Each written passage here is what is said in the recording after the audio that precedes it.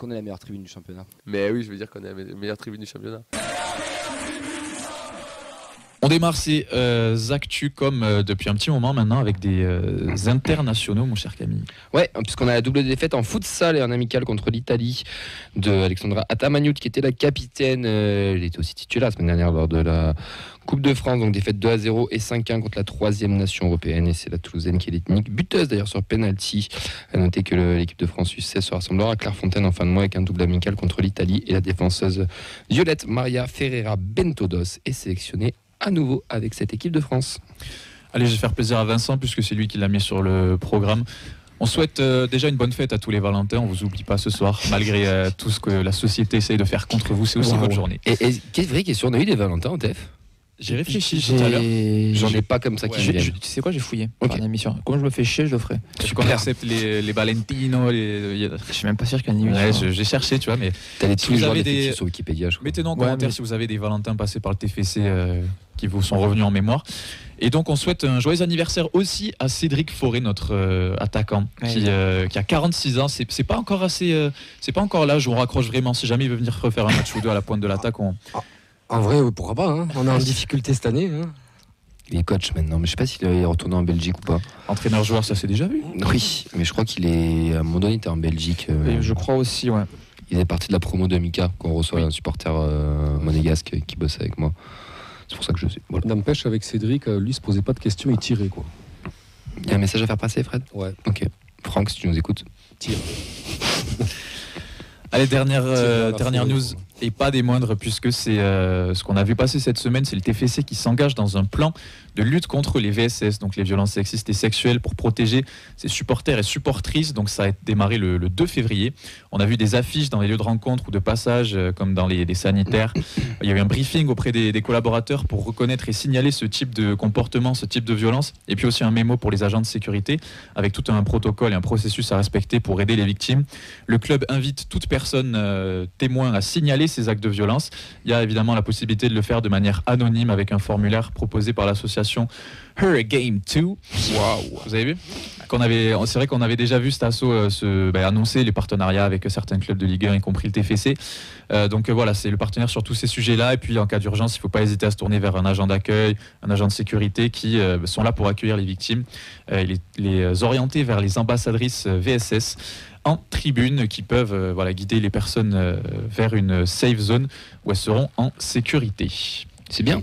Ouais, je trouve ça bien. Oui, c'est important, surtout sur des lieux qui brassent autant de public, autant de gens aussi, que tout le monde puisse se sentir en sécurité, venir juste profiter d'un match et pas se poser des questions en permanence. Après, il y a un truc, vas-y Fred, je te laisse la parole après. Il y a quelque chose aussi qui se fait, c'est que les Indians prônent aussi la mixité. On a un groupe aussi qui fait en sorte que les filles se sentent bien et se sentent à l'aise, on va dire, dans le virage. Je parle pour le virage parce que c'est le. Non, mais même là, au niveau global, au niveau des chiffres, on a un des stades de Ligue 1 où il y a le plus d'abonnés femmes filles. En tribune, ouais. Tout à fait. Donc c'est quand même bien aussi de le faire, mais je trouve qu'à Toulouse, je pense pas que ça servira. J'espère que ça va pas trop servir. Ça voudra dire qu'on est tous intelligents et bien élevés. Mais c'est bien à la fois de mettre ça en place et à la fois d'être tous conscients et de passer ce message. Hein. C'est un travail d'équipe. Hein. Exactement.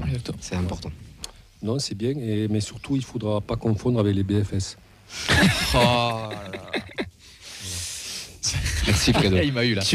J'ai une information pour enchaîner si tu veux. Ouais, vas-y. Il n'y a pas de Valentin à l'histoire moderne du TFC, je vais vérifier. Ni de Valentino, non, je suis désolé. Le seul truc qui ressemble un peu, c'est Valverde. Donc, on n'accepte pas. Quand t'es beau, merci d'avoir cherché, Vincent. D'ailleurs, je te pose la question avant qu'on enchaîne sur le programme du calendrier, puisqu'encore une fois, on a le bug technique sur la tablette. On voit pas vos messages. Donc, je te demande, j'ai oublié de le faire tout à l'heure, est-ce qu'on a des gens qui sont connectés? Oui, bien connectés. Ouais, effectivement, on a Fumo Freefly et Syndrome CJ sur Twitch. J'ai vu passer aussi Nicolas sur Facebook. Voilà, on salue tout le monde. Et il est aussi les viewers de l'Ambre. On te fait confiance, nous on voit pas vos messages, mais on est de tout cœur avec vous. Pour ceux qui ont choisi de nous écouter ce soir plutôt que d'aller au resto avec monsieur ou madame. On est parti nous pour faire le point sur le calendrier de l'Académie des Féminines. Oui, la frappe de Divine. Oui, voilà, magnifique. L'ancienne Marseillaise qui marque contre l'OM, et ça c'est pas beau. C'est bon ça, voilà. C'est beau. On démarre avec la préformation comme d'habitude, les informations de la Fabrique Violette. Les vacances scolaires ont démarré, mais il y a quand même une équipe qui joue, c'est nos U14 qui se déplacent du côté de l'AC Garona pour un match en retard. Tous les autres sont au repos. Qu'est-ce qui se passe pour la N3, Camille ? C'est du derby ce week-end, il n'y a que beaucoup de derby. On reçoit Blagnac, donc ce sera samedi à 15h sur l'annexe 1. Ils sont 10e, Blagnac et le TEF est 3e. On a aussi les U19 qui vont jouer un derby puisque ce sera face à Colomiers.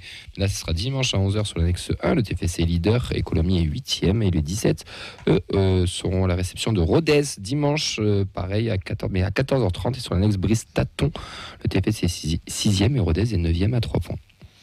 Du côté des filles, il y a un match en jeu du côté de la seconde ligue, puisque c'est le déplacement à Orléans, donc dimanche à 13h. Il faut savoir que Orléans, c'est la dernière équipe au classement et que nous, on est 3e. Et il y a un scénario où on peut passer sur cette deuxième marche du podium, puisqu'il y a un Le Mans-Lens qui va se jouer dans la même journée.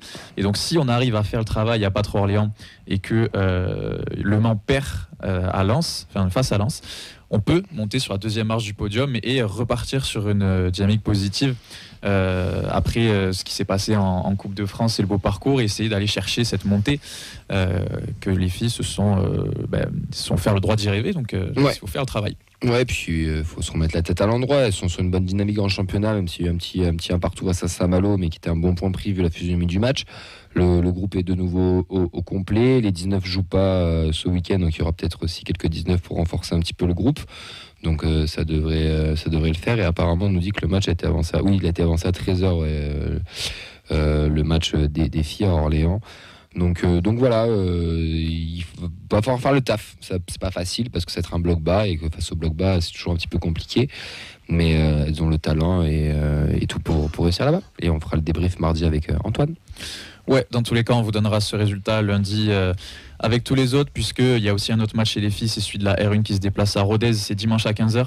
Là aussi, c'est un match en retard. Le RAF est 4e et donc une victoire ou un nul, ça permettrait de reprendre la tête. On connaît aussi l'affiche du 8e de finale de Coupe Occitanie, puisque les filles sont toujours en lice. Ce sera contre Colomiers 2, donc une équipe de R2, l'échelon juste en dessous. Ça se passera le samedi 1er mars à 20h.